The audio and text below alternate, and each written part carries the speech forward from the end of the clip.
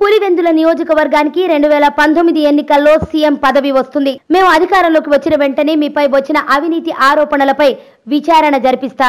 ఇప్పటికైనా జరిగినవి మర్చిపోయి నిజాయితీగా పనిచేయండి అంటూ వైసీపీ అధినేత ప్రతిపక్ష నేత వైఎస్ జగన్మోహన్ రెడ్డి ఆర్డబ్ల్యూఎస్ అధికారులను హెచ్చరించారు. గురువారం ఉదయం పులివెందుల నియోజకవర్గంలోని లింగాల ఎంపీడీఓ కార్యాలయం వద్ద మండల స్థాయి అధికారులు, ప్రజాప్రతినిధులతో జగన్ ప్రజా దర్బార్ నిర్వహించారు.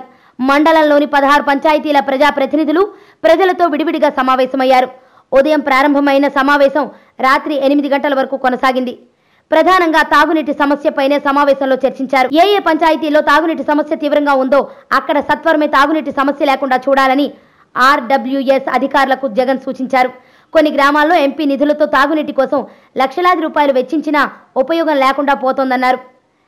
వేసవి సమీపించడంతో తాగునీటి కొరత ఉన్న గ్రామాల్లో ట్యాంకర్లు ఏర్పాటు చేసైనా నీటిని సరఫరా చేయాలని కోరారు. సమావేశంలో ఆర్డబ్ల్యూఎస్ ఏఈపై పలువురు ప్రజలు, ప్రజాప్రతినిధులు ఆరోపణలు చేశారు.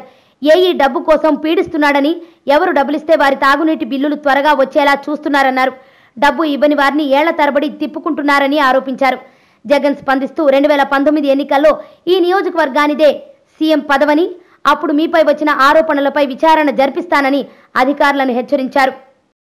గురువారం వైఎస్ జగన్ ప్రజా దర్బార్ వద్ద చిన్న కుడాల ప్రజాప్రతినిధులు వాగ్వాదానికి దిగారు.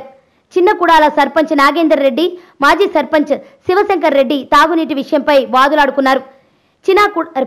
చిన్న కుడాలకు తాగునీటిని సరఫరా చేయకుండా పక్కనే ఉన్న రామన్ను తలపల్లెకు సరఫరా చేయడమేమిటని ఎంపీడీఓను సర్పంచ్ నిలదీశారు.